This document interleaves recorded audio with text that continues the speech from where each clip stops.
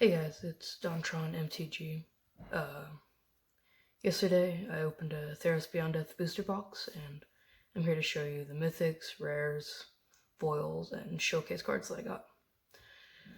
And I'm going to be listing up the prices for the cards that are over $1 or just around $1. And these prices are based off of January 27th, 2020 from tcgplayer.com. Okay, so first I got a Shadow Sphere. 478 right now. Pretty good card. Might run in a few of my decks. Then I got a Underworld Breach, which is around 289 right now. It's a good card if you have a lot of mana down. Phoenix Dash, not over $1, so it doesn't really matter. Storm Herald, good if you're running an aura-based deck with a lot of enchantments. Storm's Wrath, it's an okay removal. I'd probably use something else on it. Probably, I don't know, 4 mana for 4 damage. It's okay.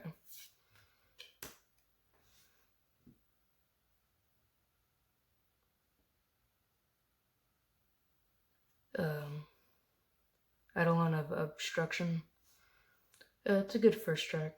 Not too much toughness though, but might want to sideboard it if your opponent's running a lot of planeswalkers. Heliod's Intervention. This is a pretty good card, especially at instant speed. If they're running a lot of artifacts or you're running a little bit low in life, just dump all your mana into this and just remove them all, or gain some life to get back into it. Tyrannica, a Crone Veteran. It's a 3/3 Vigilance, and you get to untap another creature you control, and whenever it attacks, and it 4/4 gains Indestructible. That's pretty good if you're running an aggro deck. Akron of the Sun's Grace, flying lifelink 3/4 Pegasus creatures you control have lifelink. I mean, if you're running a Pegasus travel deck, then this could slash enchantment, then it could be pretty good. Erebus's Intervention. I mean, if they have a very tough creature, then you can gain some life and get rid of it. Or if they're running an escape-based deck, then just remove their graveyard before they can bring anything back. Warrior Strider, this is about $1 right now.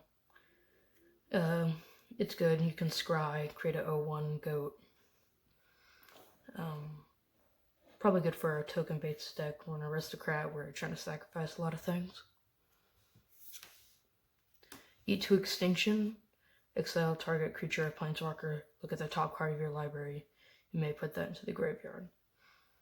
I mean, it's a 4 mana exile, so if they have a tough to get rid of escape creature, then you can just get rid of it, and whenever you can just see next card of your graveyard. So it's basically a surveil. Look at the top card, put it, and you can put it in your graveyard if you want. Gravebreaker Lamia, 4/4 lifelink. Good if you can't get an escape card that you need in your library. You just put in your graveyard right away. That makes it a little bit cheaper to escape. Ashiok's Eraser. You exile target spell, and they can't cast spells with the same name as the exile card. But once this leaves, the spell exiled card's put back into the owner's hand. I mean, it's good if they're running a combo piece and you're trying to get rid of it. That might just shut down their entire combo. Thrix the Sudden Storm. Flash, flying. If you're running a lot of high CMC spells, then this will be good because they can't be countered and it makes it cheaper. So, a really good card if you're running high CMCs. Nessian Boar. All creatures able to block Nessian Boar do so. And whenever a creature becomes blocked, whenever Nessian board is blocked by a creature, that creature's controller draws a card. I mean, it's fine. Could be a mini board wipe if they have a piece that you can't seem to get rid of, but if they have a lot of creatures on the battlefield, then they're just going to draw a lot of cards off of it. Arrasa of the Endless Web, 3/5 reach. Whenever they cast an instant or sorcery, create a 1/2 spider token. I think this is actually pretty good. Especially if they're running Izzet, where they're drawing a lot of cards, or countering, or burn, or anything. Get a lot of creatures on the field. Citizen Champion, it's about $1.50 right now. If you're running an enchantment-based deck, this would be pretty good. Get a lot of +1/+1 counters on it, and get a lot of draws. The first Iron games, you create a 1/1 white creature token, put 3 +1/+1 counters on it, and if you control a creature with 4 greater power, draw a card, and create a gold token. Give me 1 second.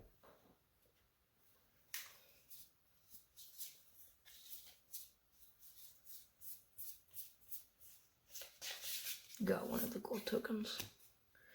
Sacrifice this, add 1 mana of any color. So it's basically like a treasure token where you gain mana off of it.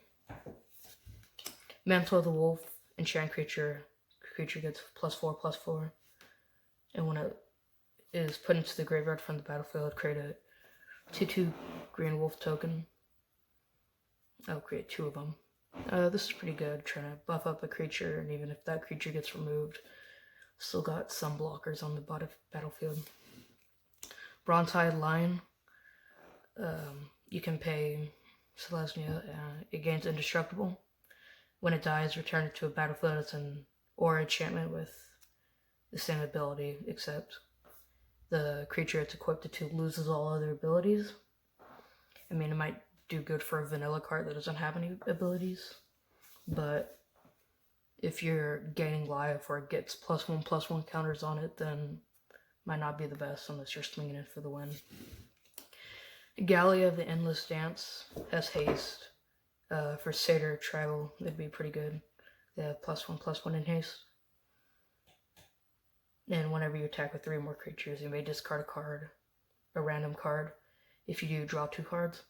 I mean, it's okay card draw, but if you got a good card in your hand, you might not want to do it because there's always a chance you'll get rid of it. Enigmatic Incarnation. At the beginning of your end step, you may sacrifice another enchantment. If you do, search your library for a creature card with converted mana cost equal to 1 plus the sacrificed enchantment's converted mana cost. Put that card onto the battlefield, then shuffle your library. If you're running a lot of enchantments with high CMC, then maybe you can search a very big creature.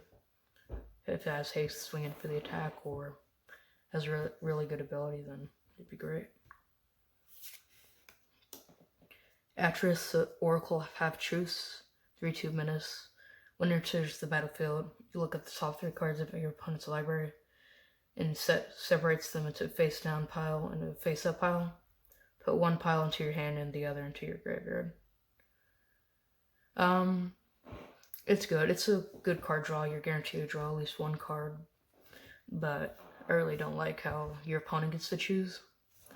I don't know. You can run as a commander, and if you're running a couple cards that all your cards are good, but you don't require on 1, then this might be pretty good.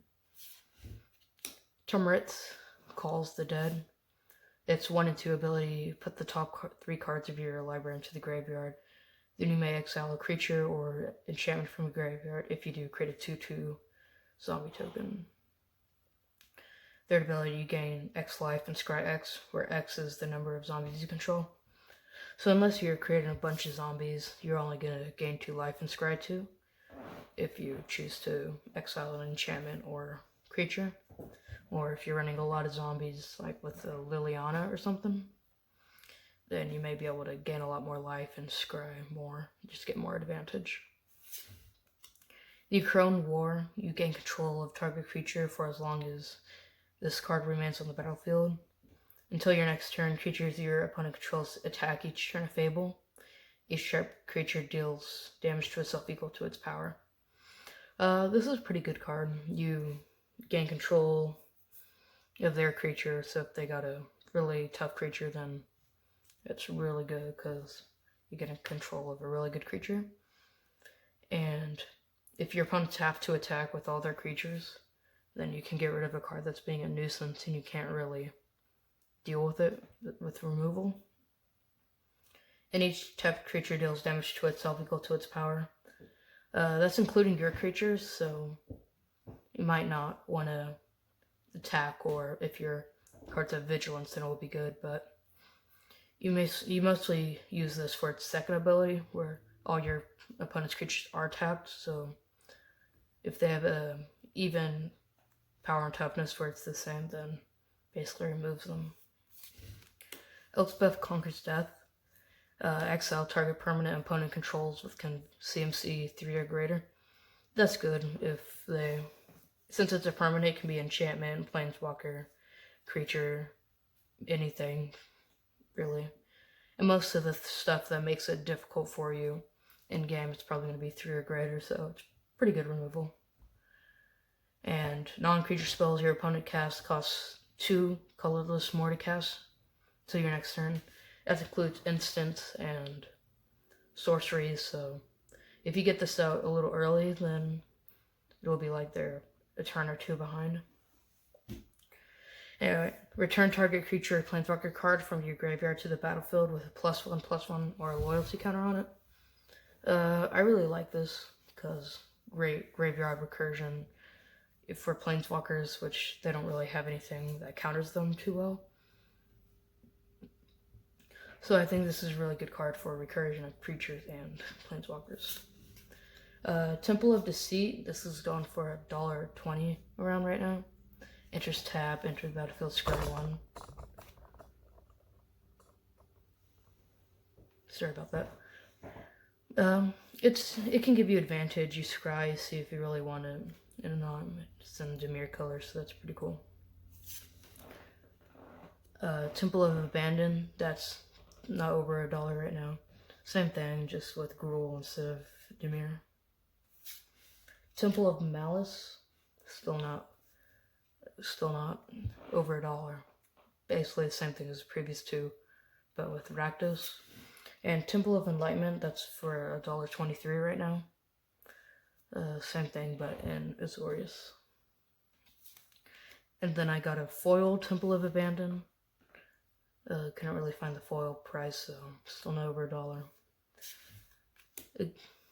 Foil of Crone War. I don't think any of these foils are over $1, so I'll just go through them all. Plummet, destroy target creature with flying for 2. It's pretty good. It's resets and it reprints in a couple sets every once in a while. I know it was in War of the Spark last time. Impending Doom. Enchanted creature gets +3/+3 and attacks each combat Fable. When an enchanted creature dies, Impending Doom deals 3 damage to that creature's controller.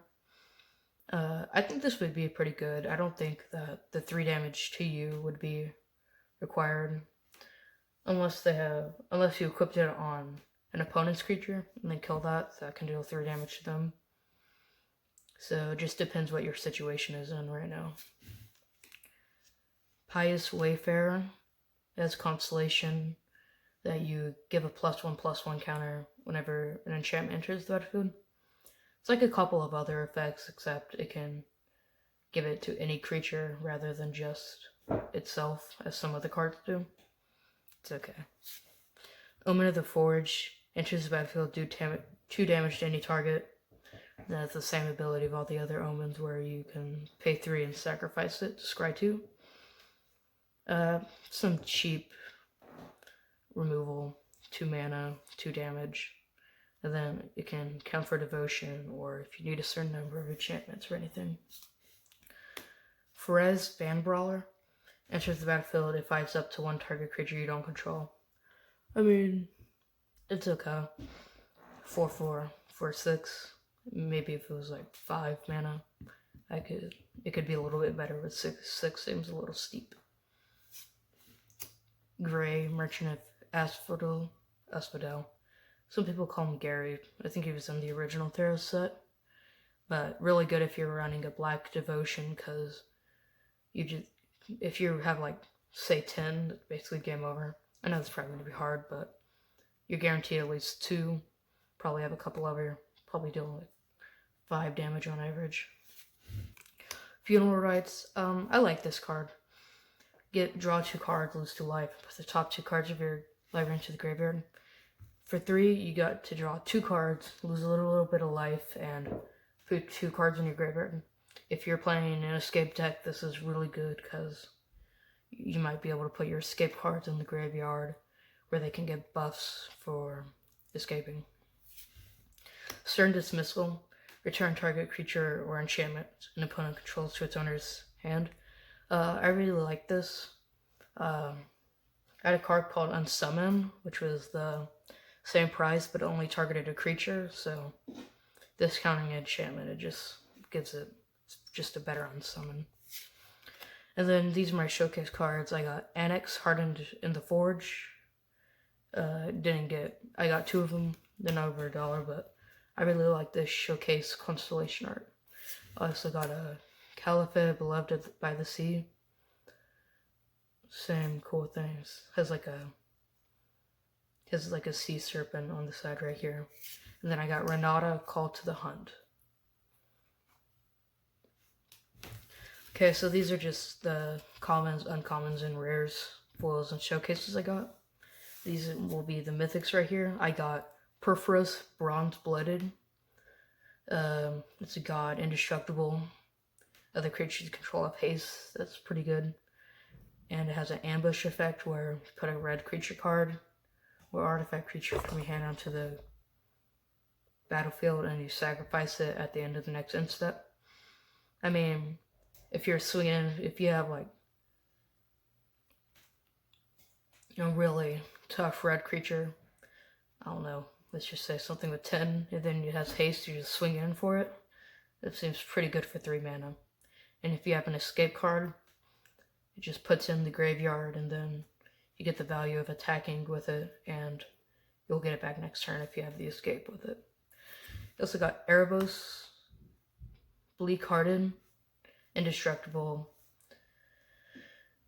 5 Devotion to Black. Whenever another creature you control dies, you may pay 2 life. If you do, draw a card. It has an effect where you sacrifice another creature, and target creature gets -2/-1 till end of turn. If you use its second effect where you pay the mana, if you sacrifice, let's just say, this 0/1 goat token right here, then you have to pay 2 life, then you draw a card off of it, and then you can, say, remove a creature that your opponent controls with 1 toughness, or use this effect while it's attacking to maybe save your creature.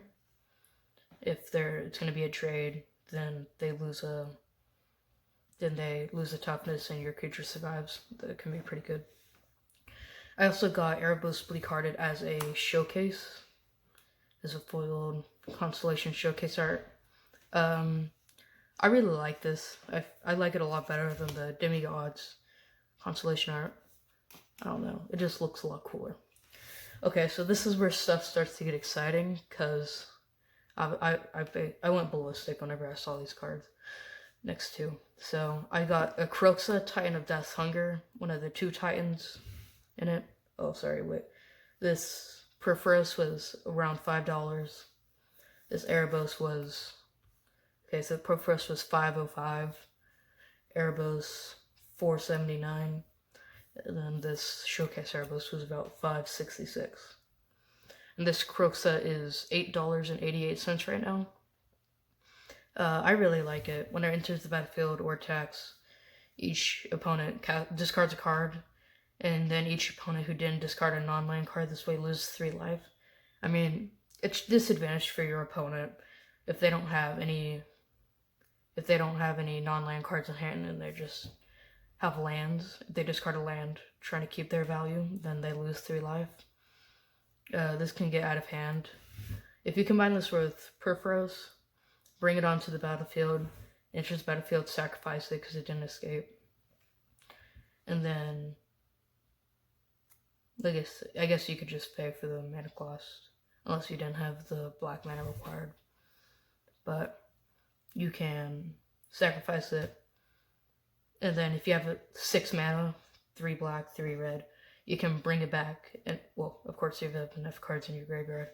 You can bring it back, gets its effect twice, and then that turn, that person discarded 2 cards and loses up to 6 life. And if it has haste, it's not even if it deals damage, it's when it attacks.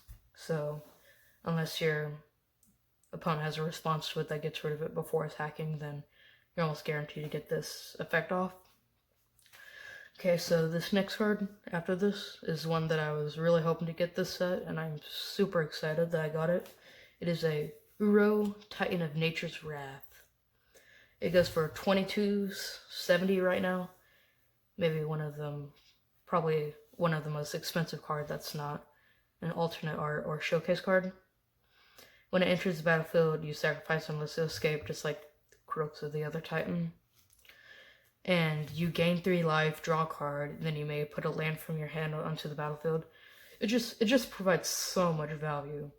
Enters the battlefield, you gain 3 life, draw a card, and then you may put a land onto the hand from your hand to the battlefield. I mean, you're getting draw value, you're getting a head on your land drops, you're gaining life. It's just a great thing to do in Magic. Especially in Commander, if you have this as your commander, and then you bring it out each turn. It also gets through commander costs by keeping it in the graveyard. Then you only have to pay 4 mana instead. If it keeps getting removed, then upwards to 5, 7. This will save you a whole lot of mana, get you a whole lot of value, and it stays on the battlefield after it escapes. So yeah, I got some great cards out of this booster box. Looking forward to see what else I get in Theros and just what else happens. Thanks.